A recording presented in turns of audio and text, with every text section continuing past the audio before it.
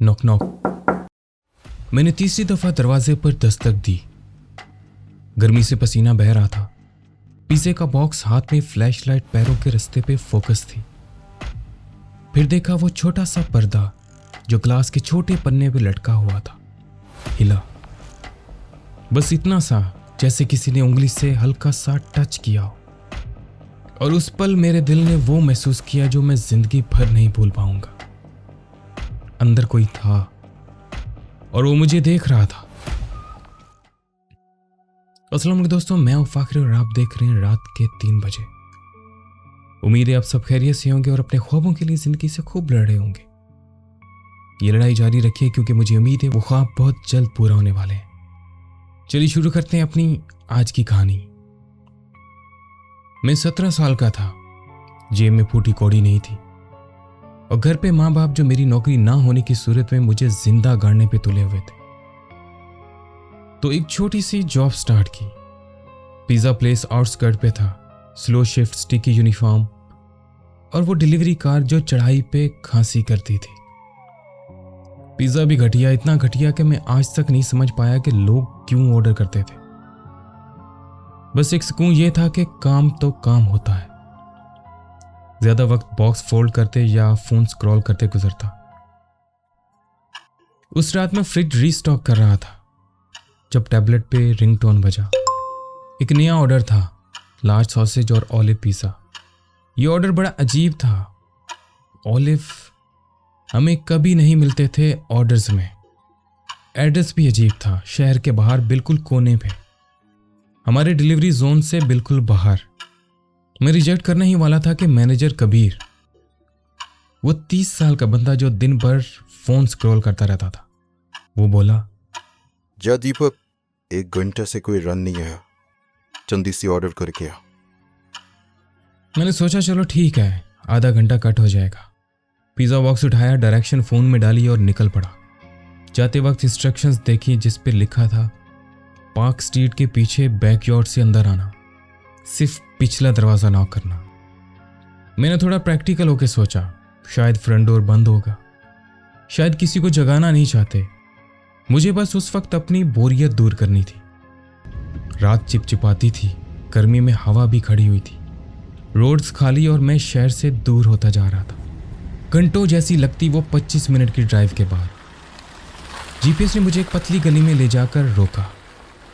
घर के पीछे का रास्ता। अंधेरा छा गया था, कोई स्ट्रीट लाइट नहीं थी, ना घर के बैक पोस्ट पे लाइट थी। बस एक पुरानी लकड़ी की सीढ़ियाँ जो पीछे के दरवाजे को खुलती थी। घास इतनी बढ़ चुकी थी जैसे सालों से किसी ने काटा नहीं हो। घर में कोई साइन नहीं था कि कोई रहता है, कोई कार, कोई आवाज़, कुछ भी नहीं था। मैंने इंस्ट्रक्शंस फॉलो किए। कार साइड पे पार्क की, पिज़्ज़ा हाथ में, फ्लैशलाइट नीचे रखी कि कहीं पैर ना फिसले। सीढ़ियाँ चढ़ी और बैक डोर के पास खड़ा हो गया। नॉक किया, कोई जवाब नहीं आया। दूसरी दफ़ा नॉक किया, फिर भी खामोशी। तीसरी दफ़ा नॉक करने ही वाला था कि पर्दा हिला, बस हल्का सा। सांस अटकी, दिमाग ने कहा शायद कोई आ रहा है डोर खोलने, लेकिन डोर नहीं खुला। सिर्फ यही एहसास कि कोई बस कुछ इंचेस दूर है, ग्लास के पीछे खड़ा है और वो मुझे घूर रहा है। तभी पीछे से हेडलाइट्स की रोशनी आई। 2 अनजानी कार्स रुक गईं बिना किसी आवाज़ के। डर लगा कि शायद किसी चक्कर में फंस गया हूं। एक आदमी गाड़ी से उतरा, कैजुअल कपड़े, लेकिन हाथ में कुछ फ्लैश किया। बैज, वो पुलिस का बैज था। उसने बस इतना कहा, गाड़ी में जाके बैठ जाओ। मैं सीधा वापस गया, कार में बैठा और वहां से सब देखता रहा। 5 या शायद 6 ऑफिसर्स घर के आसपास घिरे हुए थे। बिना आवाज़ किए, फ्लैशलाइट लेके, किसी ने नॉक नहीं किया, बस चुपचाप, जैसे कोई भूत को पकड़ना हो। एक ऑफिसर बैक डोर के हैंडल तक गया जहां मैं खड़ा था कुछ मिनट पहले। हैंडल ट्राई किया, लॉक था। फिर सिर्फ सर हिला के वापस चला गया। कुछ देर बाद वही ऑफिसर वापस आया मेरी कार के पास और पिज़्ज़ा बॉक्स पे नज़र डाली। बस एक छोटा सा सांस लिया और कहा, ये घर सालों से बंद है, तुम यहाँ क्या कर रहे थे? तुम बस जाओ यहाँ से। मैं गुस्सा था, बॉस मुझे बातें सुनाएगा, लेकिन समझ आ गया था कि ये बहुत कुछ सीरियस चल रहा है। ड्राइव करते वक्त बस एक ही ख्याल आ रहा था, अगर पुलिस वहां नहीं होती तो क्या होता। मैंने कभी नहीं जाना कि वो घर किसका था, न वो कर्टन के पीछे का चेहरा कभी देखने या समझने की कोशिश की, न ये समझ पाया कि पिज्जा किसने और क्यों ऑर्डर किया जब पुलिस ने उसको घेरा हुआ था। शायद वो मुझे अंदर खींच लेता, शायद मैं एक खबर बन जाता, या फिर शायद वो सिर्फ ये देख रहा था कि पुलिस कितनी दूर तक देख सकती है। आज भी कभी कभी रात के 3 बजे जब वो रात याद आती है, मैं सोचता हूं उस डोर के पीछे कौन था और वो क्या चाहता था। ये थी हमारी आज की पहली कहानी। उम्मीद है आपको पसंद आई होगी। आपके कमेंट्स का इंतजार रहेगा। चलिए शुरू करते हैं अपनी अगली कहानी की तरफ। तब तक लाइट्स का घेरा ऑफ रखिएगा, क्योंकि आप तो जानते हैं कि डर का असली मजा तो सिर्फ अंधेरे में है। मुझे लगता है मैं पागल हो रहा हूं। मैंने फोन उठाया और दानी को कॉल किया। रात के 2 बज रहे थे और मैं अपने कमरे के अंधेरे में चिपका हुआ था, जैसे कोई मुझे देख रहा हो। दानी ने हंसी दबाते हुए कहा, पागल, तो पहले ही खिसका हुआ था, अब क्या नई टेंशन है? मेरी आवाज कांप रही थी। दानी, दानी इस घर में कोई है। और तभी पीछे से वो एक आवाज आई, धीमी सी, हल्की सी, बच्चे की हंसी।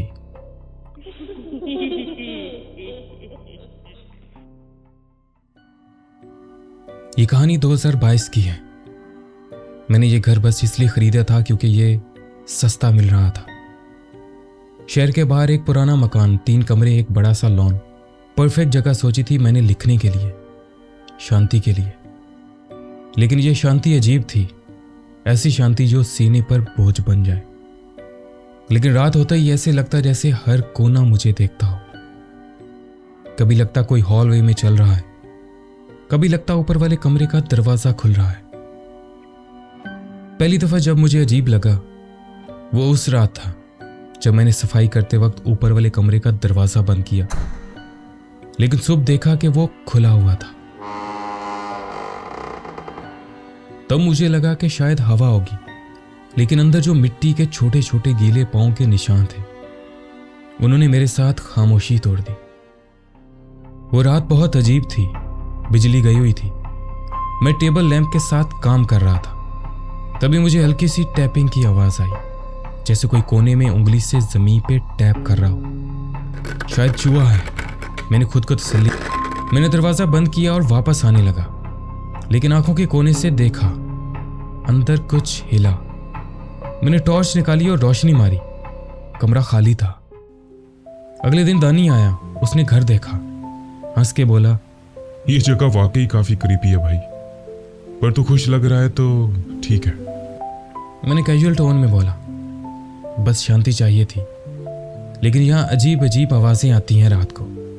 उसने सीरियस टोन में कहा, भाई अकेली मत रहना यहाँ, ऐसे घर अक्सर खाली नहीं होते। मैंने हंस के टाल दिया, लेकिन उस रात जब नींद से उठा तो मेरे कमरे का दरवाजा अंदर से खुला हुआ था और ऊपर वाले कमरे से आवाज आ रही थी। आवाज जैसे कोई बच्चे के खिलौने घुमा रहा हो। मुझे लगा कि शायद मेरा वहम होगा। नींद नहीं आ रही थी, मन में बेचैनी सी थी, बस लगता था कि कोई मुझे देखता है। एक रात मैंने डिसाइड किया कि सब रिकॉर्ड करूंगा।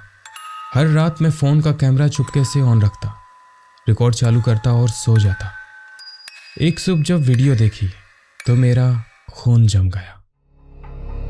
रात के 3:12 पर कैमरे के सामने से एक बच्चा गुजरा, छोटा सा, पुराने कपड़ों में, लेकिन चेहरा दिखाई नहीं दे रहा था। मैंने घर छोड़ने का प्लान बनाया। रात को इंतजार किया कि सुबह तक निकल जाऊंगा, लेकिन जैसे ही पार्किंग स्टार्ट की, ऊपर वाले कमरे से दरवाजा जोर से धड़कने लगा।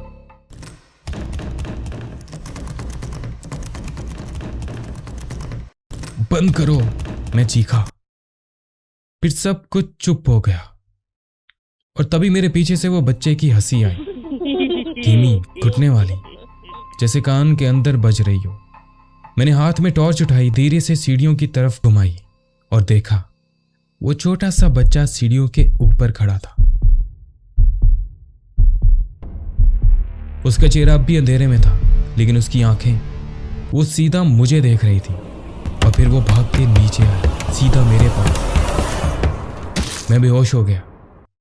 सुबह जब होश आया, मैं लॉन में पड़ा हुआ था। घर का दरवाजा खुला हुआ था और ऊपर का कमरा बंद था, जैसे कुछ हुआ ही ना हो। मैं जल्दी से उठा, अपने दोस्त को घर पे बुलाया और सब सामान पैक करके वहां से निकल गया और मुड़कर कभी वापस उस घर पर नहीं गया। ये थी हमारी आज की दूसरी कहानी। उम्मीद है आप सबको पसंद आई होगी। तो चलिए बिना वक्त ज़ाय किए शुरू करते हैं अपनी अगली कहानी। कभी ऐसा महसूस किया है कि वक्त रुक गया हो, जैसे दुनिया चल रही हो लेकिन आप कहीं और फंस गए हो? मेरी जिंदगी की सबसे खौफनाक रात भी ऐसी ही थी। एक खुली ज़मीन, तारे, एक दोस्त और फिर एक ऐसा वाकया जो आज भी मेरी रूह को झंझोड़ देता है। मैं रूरल एरिया में बड़ा हुआ, ऐसी जगह जहाँ साइकिल लेके मीलों तक निकल जाओ तो भी शायद कोई इंसान नजर ना आए। बचपन में मुझे हमेशा लगता था कि मेरा गांव, मेरा घर मेरी आज़ादी है, सुकून, खामोशी और एक छोटा सा कोना। लेकिन शहर शिफ्ट होने के बाद वो चार्म खत्म हो गया। अब भी मुझे मेरा गांव पसंद है, लेकिन वो गांव वाली खुशबू वो कभी वापस नहीं आई। उस रात में 16 साल का था और मेरी एक दोस्त थी ईशा, थोड़ी रेकलेस, थोड़ी क्रेजी, लेकिन हमेशा मजा करने वाली। जुलाई की रात थी। ईशा ने आइडिया दिया कि तारे देखने चलते हैं। हम दोनों के लिए यह पहला ट्रिप नहीं था। अक्सर हम साइकिल लेकर शहर के बाहर चले जाते, बातें करते और बस तारे गिनते। रात के 10 बजे हम निकले। 20-30 मिनट साइकिल चलाई, फिर एक खुली जमीन पर रुक गए। ना कोई घर, ना कोई फेंस, सिर्फ घास और ऊपर साफ आसमान। वो जगह परफेक्ट लग रही थी। ब्लैंकेट बिछाया, सॉफ्ट ड्रिंक निकाली और हम दोनों ने आसमां को देखना शुरू किया। गोल ये था कि शूटिंग स्टार देख लें। ईशा मजाक कर रही थी, सितारों का पैटर्न पढ़ती और गैस लगाती और हम दोनों हंसी में डूब जाते। और फिर वाकई एक टूटता हुआ तारा देखा। हम दोनों ने चीख मारी। वो एक नेचुरल रिएक्शन था। ईशा ने कहा, विश मांगो। मैंने आंखें बंद की, बस 5 सेकंड के लिए, हवा को फील करने के लिए। जब आंखें खोली तो सब बदल गया। ईशा गायब थी, ना वो ना उसकी साइकिल, बस मेरी साइकिल और ब्लैंकेट वहीं पड़े थे। पहले मुझे लगा कि वो मजाक कर रही है। मैं जोर जोर से उसका नाम पुकारता रहा। मैं चारों ओर घूमकर देख रहा था, लेकिन वहां सिर्फ अंधेरा और खामोशी थी। फिर एक अजीब सी चीज हुई। आसमान डिम होने लगा, जैसे किसी ने उसकी रोशनी दबा दी हो। हवा ठंडी हो गई और एक ऐसा सुकून छा गया जो सुकून नहीं, खौफ था। मैंने फोन देखा, 3 बज रहे थे, लेकिन कुछ मिनट पहले रात के 12 भी नहीं बजे थे। ये कैसे हो सकता था? मैं चीखता रहा, कॉल की, कोई जवाब नहीं आया। हर दूसरे सेकंड लगता था जैसे कोई मुझे देख रहा हो। आंखों के कोने से हर बार कोई शैडो से हिलते हुए महसूस होते, लेकिन जब सीधा देखता कुछ नहीं होता। घबरा कर मैं साइकिल पर चढ़ा और सीधा घर भाग गया। वो रात का सफर मेरी जिंदगी का सबसे लंबा सफर था। हर मोड़, हर पेड़ का साया लगता था कि मुझे रोक लेगा। सुबह जैसे ही दिन निकला, मैंने ईशा को टेक्स्ट किया। मुझे लगा वो मजाक करेगी या शायद सॉरी बोलेगी, लेकिन उसका जवाब मेरा खून जमाने के लिए काफी था। उसका जवाब था, कल रात तुम कहाँ गए थे? उसने कहा कि वो अकेली उठी थी और रात के 3 बज रहे थे। उसने कहा कि वो 1 घंटा मेरा वेट करती रही, फिर गुस्से में घर चली गई। हमारे वर्जन उल्टे थे। मेरे हिसाब से वो गायब हुई थी, उसके हिसाब से मैं। दोनों के फ़ोन कॉल्स में कोई कॉल रिकॉर्ड नहीं था। हमें आज तक समझ नहीं आया कि उस रात हुआ क्या था। टाइम कैसे जंप हुआ, कॉल कैसे मिसिंग हुई, और हम दोनों का एक्सपीरियंस इतना अलग क्यों था। हमने उसके बाद कभी भी उस रात को दोबारा डिस्कस नहीं किया, ना स्टार गेजिंग की, ना उस जगह दोबारा गए। लेकिन हर बार जब मैं वो तारे देखने के लिए रुकता हूँ, मेरे कान में वो खामोशी गूंजती है, जैसे वो रात दोबारा शुरू हो जाएगी। तो दोस्तों, ये थी हमारी आज की आखिरी कहानी। उम्मीद है आप सबको पसंद आई होगी, और अगर थोड़ी सी भी पसंद आई हो, लाइक करिए, शेयर करिए और कमेंट करना मत भूलिएगा। और आप लोगों से एक रिक्वेस्ट है कि अपनी सजेशन लाजमी देते रहिएगा, क्योंकि आपकी पसंद और नापसंद मेरे लिए बहुत मायने रखती है। अगली कहानी तक अपना और अपने प्यारों का ख्याल रखिएगा।